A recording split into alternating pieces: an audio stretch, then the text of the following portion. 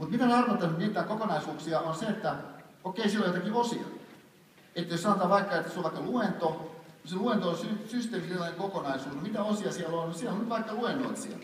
Että siellä on niin osallistujat. Että siinä on kaikenlaisia niin osia, yksittäisiä osallistujia toisen nähden. Että siinä on niin vaikka kahvitauko. Siis, että sä voit eristää siinä kokonaisuudestakin osia, mutta pointti on se, että nämä osat on vuorovaikutussuhteessa keskenään. Et sanotaan vaikka, että meidän tässä luentotilanteessa mä väittäisin, että osa kahvitauko niin näyttelee tärkeämpää roolia kuin toisen luennolla se sama osa näyttelisi. Koska se on osa erilaista kokonaisuutta se meidän kahvitauko.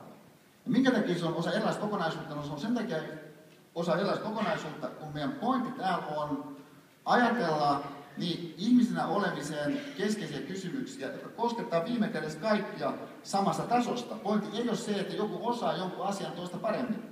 Niin tämän takia kiinni tahansa puolen sen käännetyksessä kahvitauolla, niin hän voi tietyssä mielessä olla sun kannalta oikeastaan aika rikastava, mutta mikä vielä tärkeämpää, se pystyy olemaan hänelle potentiaalisesti rikastava, vaikka vain kuuntelemaan hänen niin näkökulmansa. Koska se voi olla, että hänellä on yhtään toista mielessä, mistä hän haluaisi vähän siihen tunnustella kuin toisen kanssa, että nyt se oikeastaan niin kuulostaisi joku asia.